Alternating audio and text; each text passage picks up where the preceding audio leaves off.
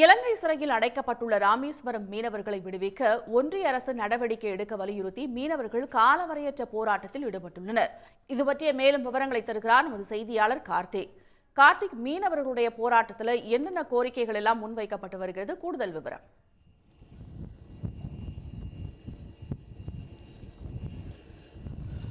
தமிழக கடலோர பகுதியிலிருந்து மீன்பிடிக்க செல்லும் தமிழக மீனவர்களை இளைய கடற்படை தொடர்ச்சியாக தாக்கல் நடத்துகிறாங்க. சிறைபிடிக்கிற போன்ற சம்பவங்கள் தொடர் கதையாக இருக்குது. கடந்த 10 ஆண்டுகளாக தமிழக மீனவர்களின் வாழ்வாரம் பாதிக்கப்பட்டிருக்கு. கடந்த 10 ஆண்டுகளாக சிறைபிடிக்கப்பட்ட தமிழக மீனவர்களின் விசைப்படகு விடுதலை செய்யப்படாமல் இலங்கை வசம் இருக்குது. 154க்கும் மேற்பட்ட படகு இலங்கை வசம் இருக்குது. இதனால் தமிழக மீனவர்கள் வாழ்வாரம் பாதிக்கப்பட்டிருந்த நிலையில் கடந்த பிப்ரவரி 4ஆம் தேதி ராமேஸ்வரத்தில் மீன்பிடிக்க சென்ற 2 படகுல 23 மீனவர்கள் மீன்பிடி கடலுக்கு போனாங்க. இவங்க கடலுக்கு போய் நம்ம எல்லை பகுதியில் மீன்பிடிக்கும் போது அவங்க சிறைப்பிடித்த இலங்கை கடற்படை எல்லை தாண்டி வந்ததாக வழக்கு பதிவு செய்து நீதிமன்றத்தில் ஆஜர்படுத்தி சிறையில் அடைச்சிருந்தாங்க. இந்த 23 மீனவர்களின் நீதிமன்ற காவல் முடிவடைந்த நிலையில் நீதிமன்றத்தில் ஆஜர்படுத்தப்பட்ட போது நீதிபதி 20 மீனவர்களை மட்டும் விடுதலை செய்து 3 மீனவர்களை விடுதலை செய்யவில்லை. அதில் படகு ஓட்டுநர் 2 பேருக்கு 6 மாத சிறை தண்டனை விதிச்சிருக்காங்க. அதே போல ஒரு மீனவர் 2வது முறையாக எல்லை தாண்டி மீன்பிடித்த குற்றத்துக்காக 1 ஆண்டு சிறை தண்டனை விதிச்சிருக்காங்க. இது தமிழக மீனவர் மத்தியில் மிகப்பெரிய ஒரு கொந்தளிப்பை ஏற்படுத்தியுள்ளது. இது குறிப்பாக பார்த்தீங்கன்னா ராமேஸ்வரம் மீனவர்களின் வாழ்வாதாரம் பாதிக்கப்பட்டிருக்கு.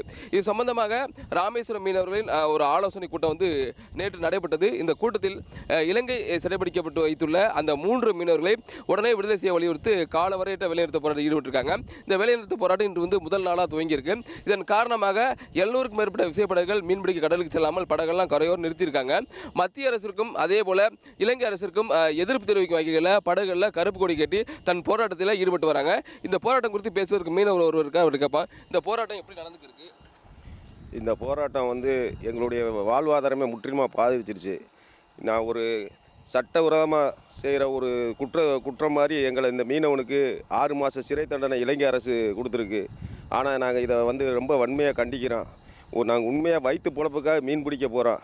ஆனால் இந்த அரசு எங்களை என்னென்னுமே 6 மாத சிறை தண்டனை யாருக்கு கொடுக்குறது? கடத்தல்காரனுக்கு கொடுக்குற சட்டத்தை இந்த அப்பாவி மீனவை எங்களை வயிற்று பொழப்புக்காக போகிறேன். எங்களுக்கு வேறு தொழிலே தெரியாது. இப்போ எனக்கு 50 வயசாச்சு. இந்த 50 வயசு வயதில் இனிமேல் நான் வேறு தொழிலே எனக்கு தெரியாது, மாற்று தொழிலே தெரியாது. இப்போ 6 மாத சிறை தண்டனை நாங்கள் என்னையா பாவம் செஞ்சோம்? இந்த நாட்டில் நாங்கள் பிறந்தது தப்பா? இந்தியாவில் பிறந்தது தப்பா? நாங்கள் இது மேலே எங்களுக்கு வேறு மாற்று தொழிலே எங்களுக்கு தெரியாது. ஒரு கடை வச்சு பிழைக்க கூட தெரியாது. என்னமே எங்களுக்கு தெரியாது. எங்களுக்கு இந்த 6 மாதத்தில் சொன்னால் எந்த தொழிலாளியும் கூட இப்போ கடலுக்கு வரலை. கடலுக்கு போகிறதுக்கு அச்சப்படுறாங்க. நாங்கள் என்ன செய்ய போகிறோன்னு எங்களுக்கே என்னன்னு தெரியல. தொடர்ந்து போராட்டம். 20ஆம் தேதி நாங்கள் நடைபயணமாக போகிறோம். ராம்நாடுக்கு மாவட்ட ஆட்சியர் தலைவர் அவர்கிட்ட மனு கொடுக்க போகிறோம். 23, 24 கச்சதீவு திருவிழாவை புறக்கணிக்கிறோம். தொடர்ந்து எங்களுக்கு இது ஒரு முடிவு காணாமல் எங்களுடைய அடுத்த கட்டத்துக்கு நாங்கள் நகர முடியாத சூழ்நிலையில் இருக்கோம். அதுக்கு அடுத்து நாங்கள் பொறுமையாக நிதானமாக யோசனை பண்ணி அமைதியான முறையில் அரசிட்ட நாங்கள் எடுத்துக்கொண்டு போகிறோம். எங்களுடைய கவனத்தை செலுத்துகிறோம். ஆனால் அரசுக்கு உடனடியாக எங்கள் மேலே கருணை கூர்ந்து இந்த முடிவை மீனவர் மேலே இருக்கிற அந்த தண்டனையை எங்கள் படகுகளை எவ்வளவோ படகுகளை அப்பி எங்களை நாசம் பண்ணிட்டான். வலையை அறுக்கிறது எங்களுடைய வாழ்வாதாரமே. நீங்கள் பார்த்தீங்கன்னா சும்மா எல்லாமே கடன்காரனாக தான் இருக்கா. லாஞ்சி விசைப்படகு போட்டவங்கள ரொம்ப நாங்கள்லாம் நல்லாவெல்லாம் இல்லை. இனிமேல் வரும் காலங்களும் இப்படி இருந்துச்சுன்னா சரி, பிழைப்பையும் எங்களையும் போட்டால் என் பொண்டாட்டி பிள்ளையெல்லாம் எங்கே போகும்? தெருவில் தான் நிற்கும்.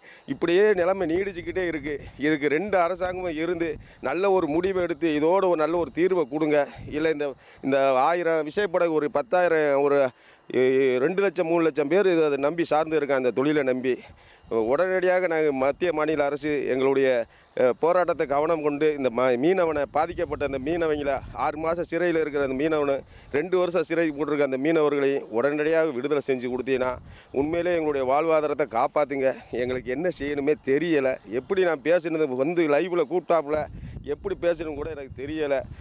தயவு செய்து எங்களுக்கு ஒரு சட்டவிரோதமாக செய்கிற தண்டனையை எங்களுக்கு கொடுத்துருக்கான். மீன் பிடிக்கிற அன்னைக்கு வயிற்று பிழைக்கிற உழைக்கிற வர்க்கத்துக்கு ஒரு தேச துரோகமாக பண்ண உழைக்க போகிறோம்யா. வேறு ஒன்றும் கிடையாது. மீன் பிடிக்கிறதுக்கு இவ்வளோ பெரிய தண்டனையா?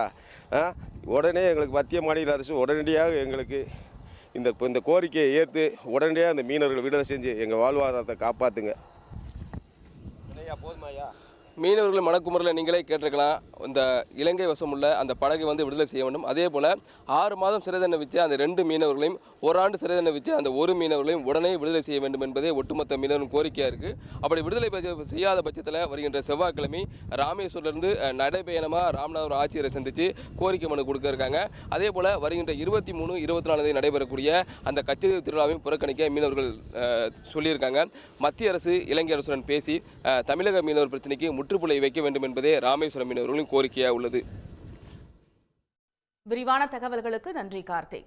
உடனுக்குடன் செய்திகளை தெரிந்து கொள்ள சன் நியூஸ் பெல் ஐகானை கிளிக் பண்ணுங்க.